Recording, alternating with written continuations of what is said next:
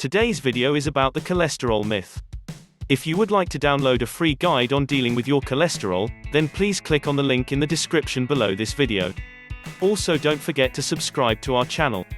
The cholesterol myth. Cholesterol.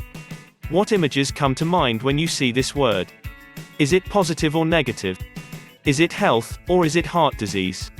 If what came to mind was negative, as something to avoid, and heart disease, then the pharmaceutical companies' food industries have been successful in getting you to believe a fabricated myth.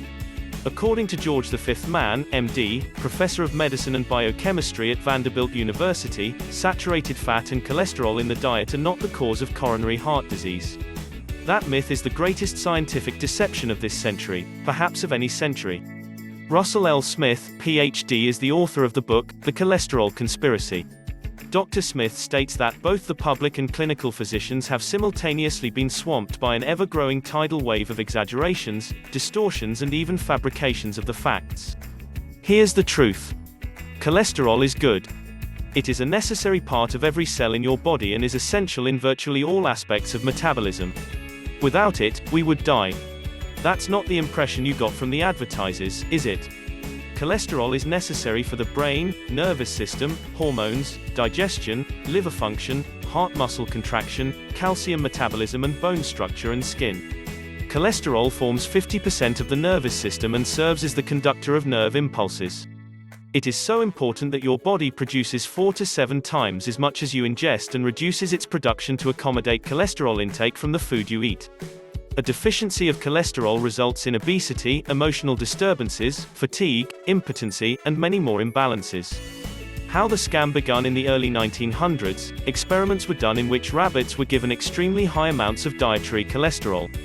Their blood cholesterol rose 20-fold and a soft plaque-like disease formed on the coronary arteries. But the cholesterol levels returned to normal and the plaque disappeared when the feeding was stopped. This formed the basis of the theory that cholesterol caused coronary heart disease in humans. Here are the flaws. The rabbits were given a synthetic form of cholesterol that easily oxidized when exposed to air, which made it toxic. Rabbits also do not metabolize cholesterol as do humans. Humans and other animals like dogs and rats do not develop atherosclerosis-like disease as do rabbits when given dietary cholesterol. And finally, humans do not develop soft plaque as did the rabbits. Humans develop hard plaque which does not reverse, and it is not caused by dietary cholesterol. Eggs and cholesterol. One of the many foods we are warned about is eggs. In one study, 70 men were divided into 3 groups which ate either 3, 7, or 14 eggs a week for 5 months. They all had similar cholesterol levels in the beginning. The total cholesterol, LDL and HDL cholesterol and triglycerides did not change during the study for any of the groups. An 88-year-old man consumed 20 to 30 eggs a day for more than 15 years, yet maintained normal blood cholesterol levels of 150 to 200. Cholesterol occurs only in animal foods. Yet the consumption of animal fat since 1909 actually decreased by 10%, whereas vegetable fat increased by over 200%. The increase of heart attacks has paralleled the increased use of margarine, homogenized milk and processed foods such as sugar. According to Judith DeCarver, in her book, Cholesterol, Facts and Fantasies, in one study, almost half of the patients had total cholesterol levels under 200, which is supposed to be safe. Yet half of this group had coronary heart disease. Of the almost 1,200 who did have heart disease, 1/3 had cholesterol levels under 200. Dr. Michael DeBakey, the famous heart surgeon, reports that 30% of patients who have a coronary bypass have normal cholesterol levels. The real culprit here is what is clearly linked to heart disease: sugar. Judith DeCarver, in her excellent book, Cholesterol, Facts and Fantasies states, John Eucken analyzed the refined sugar consumed by men with atherosclerosis. The men who had heart attacks ate almost twice as much sugar as those who not having heart attacks. In fact, in persons with coronary heart disease, the degree of atherosclerosis was proportional to the amount of refined sugar consumed. The Lancet 1964, 2, 7349, 6-8. As further evidence of this is the fact that the consumption of fat in the Caribbean countries is very low, but the use of sugar is very high. Cuba has one of the highest levels of sugar use, and has a higher death rate from heart attacks in men between ages 55 and 64 than the US. The fox guarding the henhouse. So what's perpetuating this campaign of misinformation?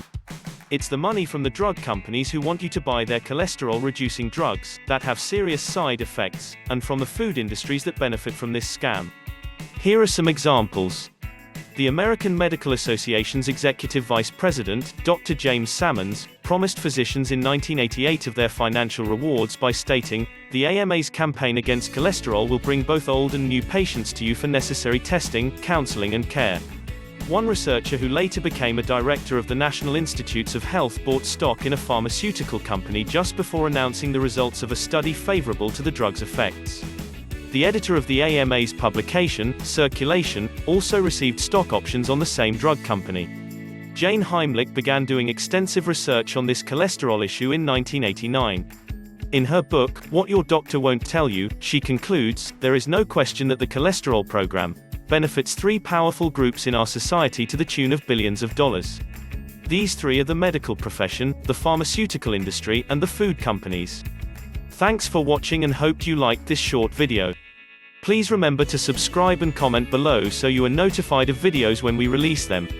Also, don't forget to download the free advanced guide on dealing with your high cholesterol.